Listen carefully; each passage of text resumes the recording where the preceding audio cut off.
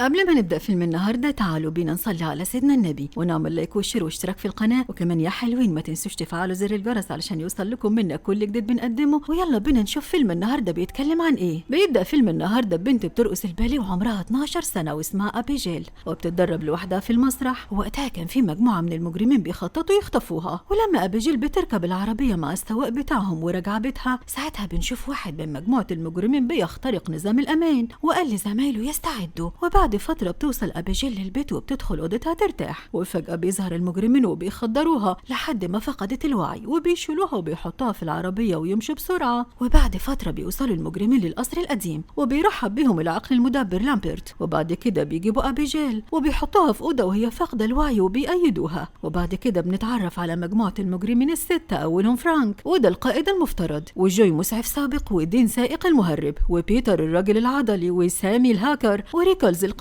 ودي مش اسمائهم الحقيقيه بس هي اسماء رمزيه، واللي سماهم كده يبقى لامبرت، وبيطلب منهم ما يكشفوش عن اسمائهم الحقيقيه او شكلهم علشان العمليه تستمر لمده 24 ساعه فقط.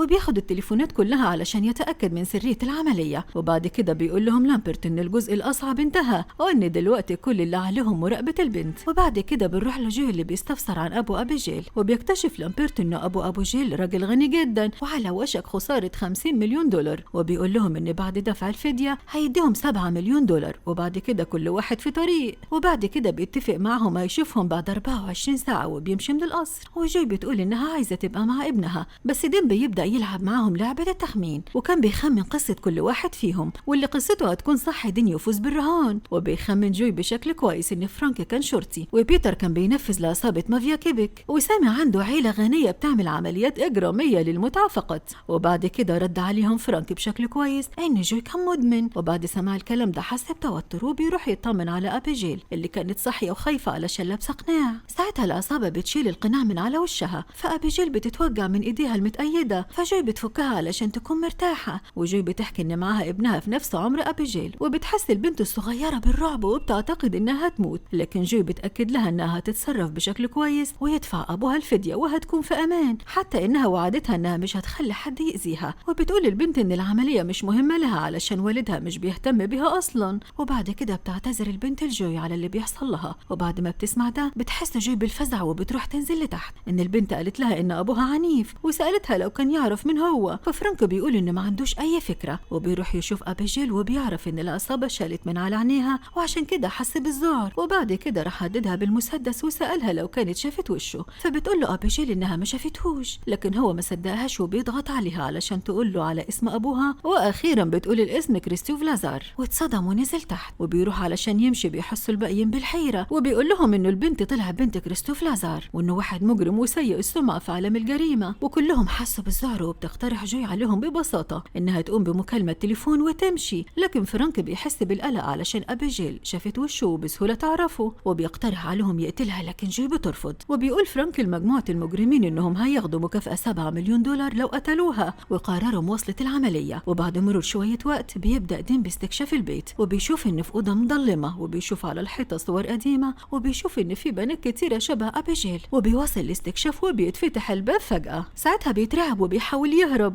بس كان في قوة شفافة بتسحبه جوه الأوضة. في اللحظة دي سمع سامي صراخه وراح علشان يشوف، وفجأة شاف دين ميت وكانت راسه مفصولة عن جسمه، فبدأ يصرخ واتصل بالباقيين وحسوا بالرعب من المشهد في الحادث ده. وذكرت جوي قاتل لازار المشهور فالديز المعروف بقطع رؤوس الضحايا، واكتشف مكتب التحقيقات الفيدرالي اللي قبض على أكبر 3 من عصابة لازار في نيويورك من سنين، واحتفظوا بهم في الفنادق قبل ما يحكموا عليهم. مع وجود كل حراس في زاوية في اليوم الثاني، اكتشف مكتب التحقيقات واللي صدمهم ان 3 ماتوا وقطعوا رؤوسهم واجسامهم مفقودة، والمدهش انهم ما قدرش يوصلوا للأوضة غير من خلال الشباك والباب اللي في الدور 23. والعصابة بيتضايقوا وبسرعة راحوا علشان يطمنوا على أبيجيل اللي مش في الأوضة. فبيتضايق ريكلز من الحاجات اللي بتحصل وبيقرر انه يمشي، لكن بيحاول يطلع من الباب الأمامي، بس ساعتها بيكتشف باب تاني. فبيحاول هو وزمايله انهم يفتحوا الباب ده يمكن يعرفوا يهربوا، بس من غير اي فايدة. والمشكلة ان المجهود اللي عملوه اتقلب عليهم لما نظام الأمان بيشتغل والإنذار بيضرب. وبنروح له جوي، وكانت في الوقت ده رايحة عند أبيجيل وبتسألها في حد جه عندك بدل فرانك. فأنكرت أبيجيل في الأول، لكن بعدين قالت لها إن الراجل اللي بيلبس نظارة هيأذيها لو كشفت السر، وبتكذب وبتقول إن الراجل اللي بتقول عليه ده بيشتغل عند أبوها واسمه فالديز. ساعتها جوي بتترعب من اللي سمعته وبتجري على زمايلها تحذرهم علشان يلحقوا يتصرفوا، وفجأة بتسمع صوته وبتبص وراها وبتلاحظ إن ريكلز واقف بشكل غريب.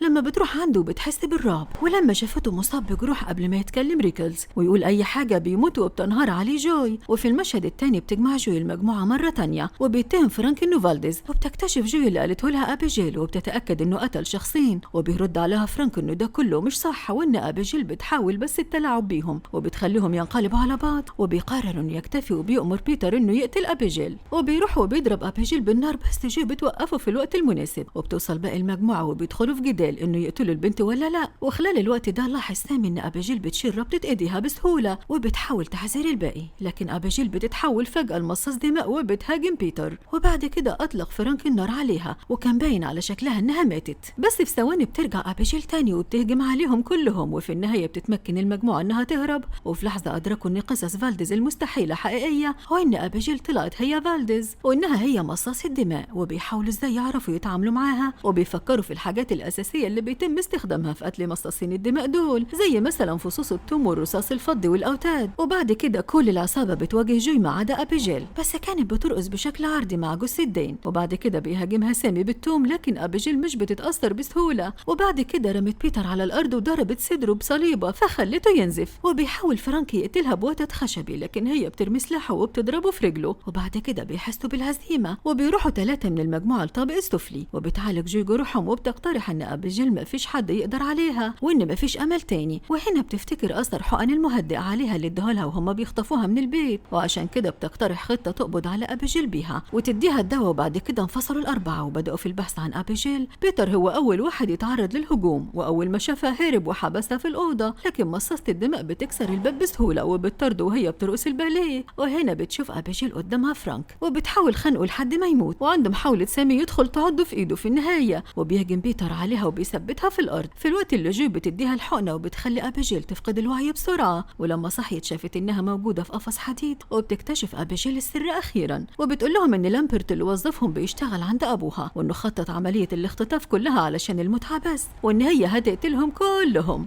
وبعدها بتقول لهم أبيجيل عن الهوايات الحقيقية لكل واحد منهم في المجموعة، وكشفت إن اسم سامي الحقيقي هو جيسيكا، وهي هاكر سرقت مرة من شركة الأزار. والاسم الحقيقي لبيتر هو تيرانز، وهو جزء من العصابة اللي سرقت قبل كده أعمال لازار. واسم فرانك هو آدم بارنت، وهو كان محقق متخفي وقبض على كل أعضاء عصابة لازار في نيويورك. وأخيرا نروح لجوي وهو اسمها الحقيقي أنا لوسيا، وكانت طبيبة ميدانية دمرت حياتها المهنية بعد ما كانت مدمنة على المورفين. وبتقول أبيجيل إن جوي بدأت تعمل كمسعف تحت الأرض حتى تصاب شريان رجل مهم في مجموعة لازار وهو تحت تأثير الكحول. وبعدين بتقول لها إنها جمعتهم كلهم علشان تنتقم منهم نيابة عن والدها، بس بتقول لهم إنها هتنقذ أي واحد يساعدها في تحريرها. وبعد ما سمعوا كلام أبيجيل بيحاول بيتر يحررها، لكن جوي بتطلق عليه النار وبعد كده بتاخده علشان تعالجه، وبتطلب من فرانك يراقب أبيجيل. وهنا كانت أبيجيل مصاصة الدماء بتحاول التلاعب بفرانك علشان يفتح لها الباب، لكن هو مش بيهتم، ونتيجة ده قامت هي بنفسها بتفتح الباب وبدأت في مهاجمة فرانك، بس هي أصلا كانت بتتظاهر إنها محبوسة علشان تسيطر عليهم وتخدعهم. وأبيجيل بتقتل فرانك، بس قبل ما تتمكن من قتله بتوصل جوي وبتكسر الشباك، ولكن ده بيخلي أشعة الشمس تدخل الأوضة واللي خلت إيد أبيجيل تتحرق بشدة. واستغلوا الفرصة وجريوا فرانك وجوي، وهنا لاحظوا إن ضوء الشمس بيجي من جهة معينة وأدركوا إنهم بيموتوا في الفجر. وبعد كده بتقترح عليهم إنهم من الضروري يكون في مصدر طاقة داخل البيت، لو قدروا يوصلوا لمصدر طاقة ده ساعتها يقدروا يدمروها بسهولة. وعجبتهم الفكرة وانقسموا الأزواج علشان يشوفوا مصدر الطاقة. وهنا بعد لحظات بتقوم أبيجيل وبتشغل الموسيقى وتسيطر على سامي واللي اتعرض للعض في وقت سابق، وبتتحول سامي لمصاص دماء وبتهاجم بيتر وقتلته بوحشية، وبتبدأ ترقص الباليه تحت سيطرة أبيجيل. وبعد فترة بيوصلوا جوي وفرانك ولاحظوا إن سامي بتتصرف بغرابة، وقالت لهم إن بيتر مات، وبدأت تضحك بشكل غريب. بعد ما شافوها كده بدأوا بالهرب بسرعة، وبتحاول سامي ملاحقتهم، لكن جوي بتحط عليه ضوء الشمس من خلال المراية، وده بيخلي جسمها ينفجر بالكامل ويتحول لقطع. في اللحظة دي بتفتح مدخل رف في الكتب السري، وبيدخلوا جوي وفرانك وبيدخلوا بسرعة أوضة التحكم، وبالصدفة بيلاقوا لامبرت بيراقبهم من البداية، وبيحاولوا مهاجمته لكن هو بيخضعهم بسهولة لأنه مصاص دماء. وفي اللحظة العصبية دي بيكتشف لامبرت أخيرا الحقيقة بأكملها، وبيكتشف إن أبيجيل حولته لمصاص دماء من سنتين. سنين، ومن وقتها أجبرته على إنه يجيب كل أعداء والدها هنا على الرغم من اكتساب الخلود والقدرات الخارقة. وعشان هينفذ كل أوامر أبيجيل، والدها بيعرض على فرانك عرض عشان يصبح مصاص دماء ويساعده في السيطرة على إمبراطورية لازار. ولما سمع ده بيحس فرانك بالفرح وبيقبل العرض على طول، وبيرمي لامبرتو جوي وبيبدأ في عض رقبته، وفرانك بيسمح له إنه بيشرب من دم مصاص الدماء علشان يزيد قوته.